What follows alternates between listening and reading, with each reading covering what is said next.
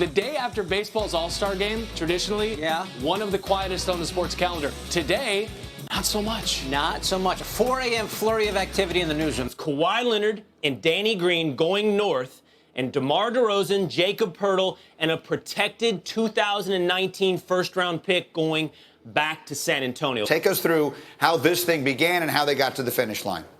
They've been talking seriously, really, in the last several days. They had been communicating, really, over the last couple of weeks, Toronto and San Antonio. This is really the best offer the Spurs had. Boston, Philadelphia, the Lakers never gave them that kind of frontline player like a DeMar DeRozan. And the Spurs want to stay relevant. They want to stay in the playoffs. They wanted a player they could insert in now who could be, an all-star in DeRozan. Well, I was told that Kawhi Leonard really has no desire to play in Toronto. We all know his preferences over the last couple of months. That was to play for one of the teams in Los Angeles, preferably the Lakers. I was also told that last resort was the Eastern Conference team in the Philadelphia 76ers. Those three teams were not able to get anything done. So I was told he's not too thrilled with this move, but he's a professional. I expect him to eventually head up there and be there for camp. But this is going to be something where the Raptors are going to have to kind of have like a peace meeting and try to welcome him into the franchise. Both of these guys have said they don't really want this deal to go. They're not happy with all this. How does that work for a player like that? This is where I have to say, be a professional. So he ain't happy. It looks like Kawhi's not going to be happy because he may be going to Toronto, which I believe is the exact opposite of Los Angeles. Yeah. What did you say about Toronto? The Los Angeles of Canada. Yeah, exactly. Everyone knows He that. just didn't specify which Los Angeles he wanted to be traded Bring to. your passport and your winter coat. Running through the six with my Woj. All right, she is America's best-known San Antonio Spurs fan. Michelle Beadle, the deal has been done. The room is excited. Nice. What happened, guys? Did you just lose $80 million because you didn't want to stay in San Antonio? I didn't. That is insane. My initial reaction was Toronto won because even though they only get Kawhi Leonard for a year, even though no, he's going to the Lakers. If I played this show from a year ago, He's going to you'll Lakers. say that PG-13 was only going to be in Oklahoma City I for don't a care year. about him. This is a great move for the Raptors. And if he leaves after this year and walks away from his fifth year and $40 million, or his potential super max that could be $60 or $70 million, guess what you just did, Adnan? You actually rebuilt a squad that got swept from the playoffs the last 2 years because you have the salary cap flexibility of DeRozan being traded and Kawhi obviously walking away. So it's a great move by the Raptors. Jalen. We're going to have to wait probably a year or so to really know if there's a winner or loser here, because this is one of the more bizarre star trades I've seen in the last 15 years covering the NBA, because we don't know about Kawhi Leonard's health. That's a really important factor here.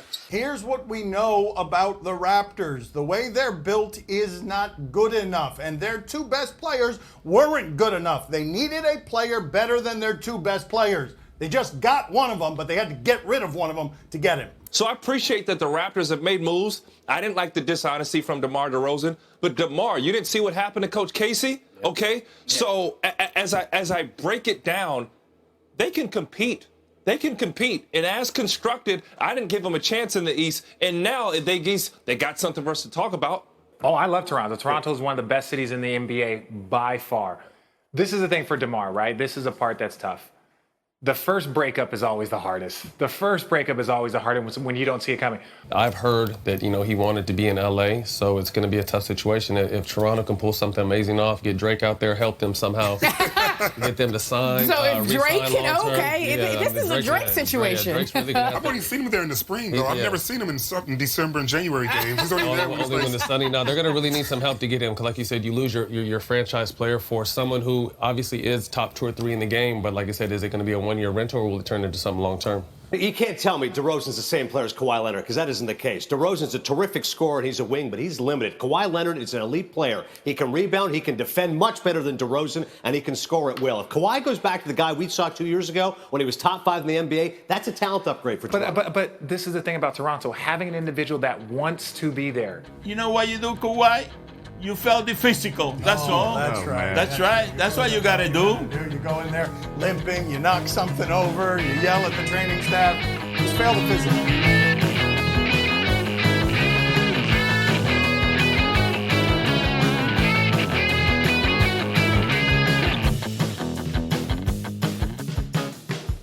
Sportsfeld!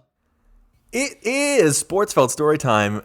This time we're looking into the not-so-distant past. We're keeping it fairly recent. We've decided the time is right. We're finally here. It's finally time to talk about the 2019 Toronto Raptors. Specifically, we're looking back at the shot. Kawhi Leonard's miracle against the Philadelphia 76ers. I know we have, obviously we were back at this point. We have Sportsfeld episodes from this era, but talking about this, realized we didn't have anything from the Kawhi Leonard acquisition, and now we have the hindsight of how everything plays out, where they go, what comes from that, where it ranks sort of in terms of the franchise. And now that 2019 team is not broken up, but 4 of the major actors and many of the important guys are no longer around, a chance to look back and appreciate what an incredible moment that was as fans, and how incredible it was to experience in the city and with everything that went into it. Really, just honestly, Jake, just a truly, looking back at it already just 2 years later, it's just like an unprecedented run of success. It's one of those things that, even though, to your point, was not long ago by any means, it sort of feels like it didn't happen. Mm-hmm. It's one of those things where, I remember very clearly living through the bat flip. I remember last year's playoffs very well. I remember the 2018 playoffs very well.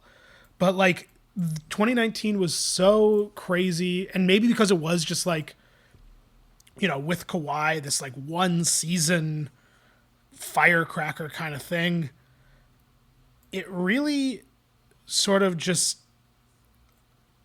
I don't know, I have memories of it. It's not like I forget the whole thing, but it kind of feels like a fever dream in a lot of ways. Totally. And so many of the different factors that went into it, add up that way. As not only was it all these perfect things coming together, but the individual moments that made it up seem so far-fetched and unbelievable that when you look back at them, I can't believe that's the way that went down. It just there's so many of them in a row. Which I wonder if that is just what happens when you win, because we've talked about this many times, that every championship team, except maybe the crazy dynasty teams, which are just expected to win, every sort of upstart championship team has a series of moments that eventually you look back on and you're yes, again, to tie back to 2015 Jays, because that's what we do. There's the bat flip, there's the Marco Estrada near perfect game, there's the Marco Estrada playoff game, there's Jose tying it up against the Royals. There's just all these moments. They're yes, these are all insane moments that add up to a championship, but that team lost. So is that why we don't sort of look at it the same way, where it's wow, the Raptors had all these crazy things happen, which they did, but they won, so it sort of goes into this different world? I don't know. But I do think it's just sort of, there were so many things that season and so many individual games, regular season games. They're just man, what a ride that year was. Incredible. And it all starts in 2018. I'm looking back. I have Adrian Wojnarowski. We got Big Woj. We have basically looking at his timeline from that summer, and it's sort of incredible. In mid-June, he's if Kawhi does become available in trade talks, the Celtics are interested. San Antonio's Kawhi Leonard has Los Angeles, preferably the Lakers, at the center of his demands for a trade. It's so funny. He goes forward. It's sources. LeBron signs with the Lakers on July 1st, right? And Woj follows up with sources. As trade talks have unfolded, Kawhi's focus is unchanged. He wants to be a Laker. Very specific. And then the Raptors sort of come out of nowhere here, and they're slowly, you start to hear them a little bit. And I think as Raptors fans at the time, I don't know about you, at no point did I believe for a fucking second they were getting Kawhi Leonard. No chance. I did and I didn't. I didn't basically because of what you just said. And it was like, oh, okay, he doesn't want to come here. I also didn't know what our trade chips were for a guy of his caliber. Because, like, obviously now looking at it's fucking crazy they traded DeMar DeRozan. Like, and yeah, to follow up on that, it's immediately after this. Like, it's crazy that, like, what it takes to trade for a star now, what it took to trade for Paul George, what it took to trade for, like, Russell Westbrook, who's washed up, for James Harden. Like, it takes, like, 8 to 10 draft picks now to get a guy like Kawhi Leonard. It's crazy. Yeah. And, like, obviously the right move, the right trade. I'm not going to get into that conversation, but, like, I remember looking at being like, boy, it'd be nice to get, like, obviously it'd be nice to get Kawhi, but, like, it was kind of like our pieces there were like, okay, so it's got to be OG and Pascal, a couple picks, maybe even Kyle. Like, it was the fact that it was Pirtle and DeMar will never be like just like an unbelievable trade. So to answer your question, I didn't think we were going to get him because I just didn't see how it could match up for 1 year of a guy and mortgaging the future and all that. Because, like, especially now looking back at the Raptors team winning, the things that we thought we would have to give up, we needed to win the title.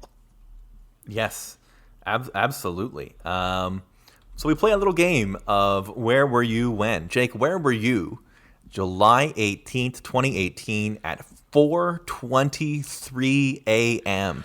I was sitting on the toilet is where Amazing. I was. I very fortuitously had one of those nights where I just like could not sleep. I woke up at like 3 a.m. and was just like awake. This was in my time of being unemployed, so I was doing this a lot because I was just like stressed out. And I was just like awake, and I was sort of, I guess, like, or like half awake, so it was 4 a.m. And I was on the toilet scrolling Twitter as you do at 4 a.m., hoping that there'd be something interesting going on, which there isn't on East Coast Twitter at 4:23 a.m. And then saw Woj's tweet and thought it was a fake account. And it took me a few minutes, and then I believe he had a follow-up tweet a few minutes later to clarify what was going on, or just like to update it. Because I remember being awake at like 7, because I didn't sleep the rest of the night, obviously. I remember being awake and talking with our friend Chris Lund in our group chat, because I had messaged our group chat being like, holy shit. Obviously nobody was awake, so it was 4:30 a.m. Lund was up first, and I remember him saying, oh, okay, well, let's wait and see what the package is going the other way.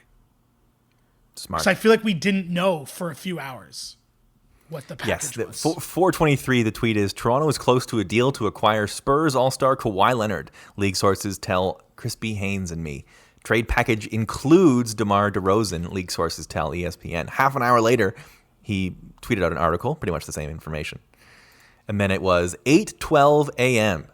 Toronto has reached an agreement in principle to acquire Kawhi Leonard in a package that includes DeMar DeRozan, league sources tell ESPN. Trade is larger on both sides, with players still being informed of their inclusion in the deal. Trade call with the league today.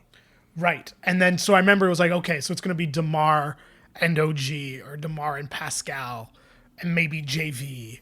Like, it's crazy in retrospect how that was even like a question. Of like, 8:58. We'll see. 8:58 a.m. Spurs agreed to trade Kawhi Leonard and Danny Green to Toronto for DeMar DeRozan, Jakob Poeltl, and a protected 2019 first-round pick. Trade call with league office is starting shortly. Yeah, and then it was like, then the conversation immediately shifted from let's see to like, that can't be it. Truly. It was, I mean, for some people, there was a lot of outrage, which I feel like people were mad and like questioning this deal. And then there was the whole narrative of, will he even play in Toronto, which is so funny now.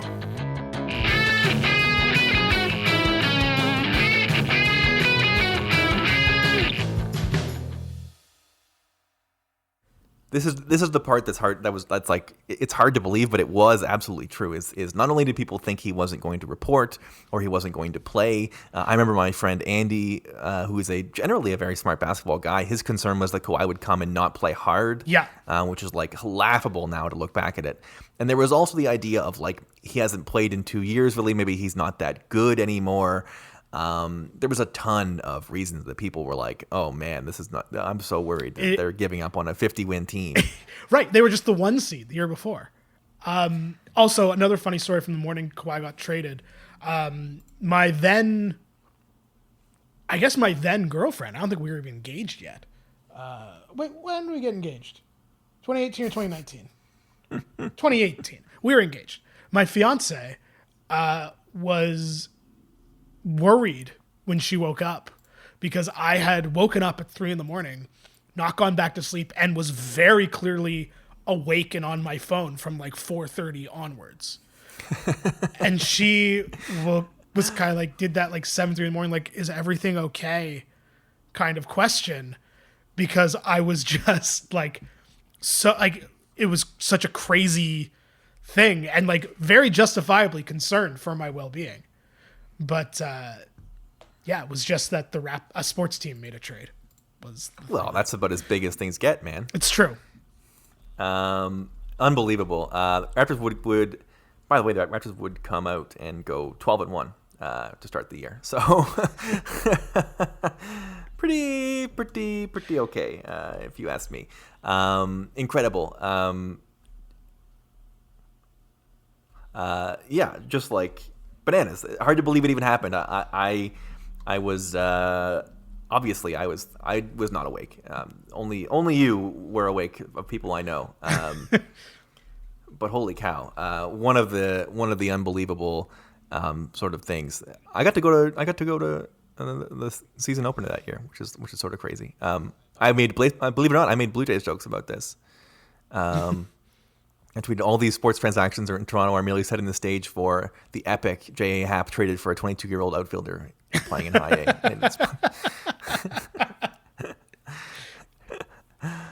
A. I woke up and tweeted pretty neat at 8:34 a.m. Good old me. And he responded with Blake responded with transactions. I did not tweet about this very well. Shame. Other than I tweeted he turned Bargnani into a trade piece for Kawhi Leonard, which is true. Crazy. Let's see if your tweets were any better. Oh, my tweets are long gone from then, I think. No. Oh no, they exist. They're probably not better. You tweeted OG and Siakam stay ? I'm into it a lot. Then this is ... a good trade. This is all 9 a.m. Been awake for 5 hours at this point. 8:46. John Tavares and Kawhi Leonard both play here now. That is cool. Oh, yeah, John Tavares had just happened. Yeah. I'll always love DeMar DeRozan more than any other player. As a player, as a dude, lucky to have him. On the other hand, Kawhi Leonard is a Raptor. Good point, Jake. Accurate. Excited for a full season of but what if Masai can sell him on staying, which is exactly what happened. Yep. 720. Has there ever been a less fun trade where your favorite team is acquiring an MVP candidate? Good for you, Jake. Thanks, man. You're a good guy. It is fun. It's funny how like that, but that was like the sentiment. It was weird to see DeMar go, which I completely understand and obviously felt the same. But like, it's bonkers to me that people were like mad. But then we saw Kawhi Leonard play.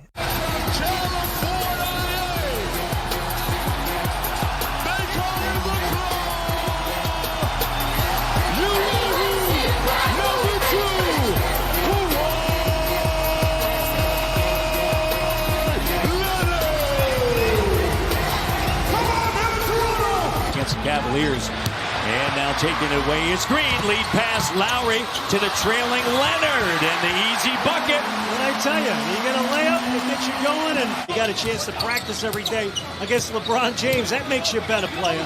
Kyle the deep three, rack it up as Lowry drills it. Lead also in. Serge went through an extensive stretching exercise before he got into the game there. Nice take by Kawhi Leonard. A little blown by that time by Kawhi Leonard. The rebounds, the offensive rebounds. Here's Leonard. Rebound, pushing it. Leonard, crossover from the elbow. The J in the sweet touch. She wanted that one that time. Foul was on Osman. Here's Leonard back in, finds Kyle. Corner three, and Lowry connects. 4:22 left here in the first half. JV with the three, and it doesn't go. Leonard on the offensive glass. The claw grabs it. Shot's not going. And Kawhi Leonard, you see him down low. He gets inside position on Rodney Hood. He just takes the youngster to school and physically punishes him in there. And things changed. He had that no look diving steal. Remember the early on? It was like he wasn't even paying attention, and he'd steal behind his back. They went 12-1 out of the gate. Then they lost 3 straight. Then they once again went on a 1, 2, 3, 4, 5, 6, 7, 8 game winning streak. Then one loss. They were unbelievable. And Kawhi, the funny thing was Kawhi wasn't even like, he was obviously very good, but he hadn't been like outstanding. You know what I mean? Yeah. Like he was good, and people were. I remember I did a radio hit at that point in Vancouver, and the host tried to bait me into like not liking load management. Remember how much load management was like a hot topic? Yes. And I was like, you're not going to get me to do this. Like he can not play at all as long as he plays in the playoffs, because playoff Kawhi Leonard is the whole point. He would average 26.5 points per game and 7 rebounds and 3 assists and almost 2 steals. Whatever. Say what you want. There were so unbelievable. To your point, there were so many like fun like random games this season. Like to your point about like the moments, like I have this I'm trying to find the date now. I have this very clear memory of, let me find it. We played Portland, I believe. Yeah, it was March 1st of 2019. I remember I had gone to dinner with Cassie's parents, and then after dinner we went to our local pub, and the Raptors were playing. It was the city jersey night. I remember that, because it was like a big black and gold jersey, and it was just like casually going to a bar on a Saturday night and watching Kawhi put up 38, including the game winner. Raptors are not going to take their time out. They're going to give it to Kawhi. Now you have plenty of time here. You got plenty of time to get a good shot. Matched up against Harkless. They'll play 2-man game here. Lillard gets switched on to him. Kawhi for the win. Oh, there it is. Kawhi clutch. No timeout. No timeout. And that's the ball game. Raptors win it. Kawhi Leonard. How do you like him now? How about one of the toughest shots in basketball is the midpoint area, halfway between the basket, and he goes right for it, and the sideline. That is a tough shot, because it has to be a swish, or you get a lucky bounce like they got right there. That hit the rim. Let's count it. 1, 2, 3, 4 times before falling through. Well, he loves that side of the floor. He's been doing it all night long, and he's been throwing the fadeaway every time from that side. He gets you down in there, and then all of a sudden he'll do the fade. He creates the space. Let's go courtside to Israel. And it was just like, this rules. This is so and it was good. like the shot. He sort of did the shot that day. Or like the week before with DeMar's return and like stealing the ball from DeMar to clinch the game, and it kind of being like, oh, I feel so bad for DeMar, but also that was so fun. Left that one short. DeRozan with the rebound. Spurs up by 1. And a turnover. Leonard. Raptors lead it. They ripped DeRozan at midcourt.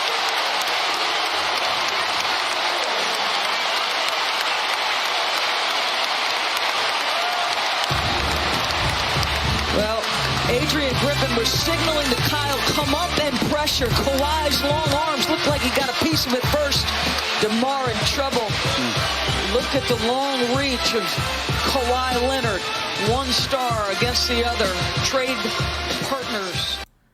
It was just like or even like little random games. Like I remember here we go, February 7th against the Atlanta Hawks. Kawhi didn't even play, and Pascal just put up 33, and it was like, oh, Siakam might be legitimately really good. It's unbelievable that they didn't have to add Siakam or OG to this deal. It's like, it's unbelievable. It's unbelievable that they didn't put those guys in this deal. Or like Kawhi putting up 45 against the Jazz on New Year's Day. Like just little games of like, man, he was so good, and this team was. I think because they ended up finishing with the 2nd seed, they were like That first half of the year I don't remember it being that good. Yeah, I remember it being like we were almost, it was team, because I guess, again, at this point, they were still a disappointing playoff team, and we were still dealing with, like, does he enjoy it? Will he stay? Will he go? Load management, all these other things. It was still sort of hard to fully appreciate what was happening, but we will leave it after the February 5th game. They beat the 76ers 119-107. Raptors are 39-16, but the team's not quite. It's not quite. It's just not quite.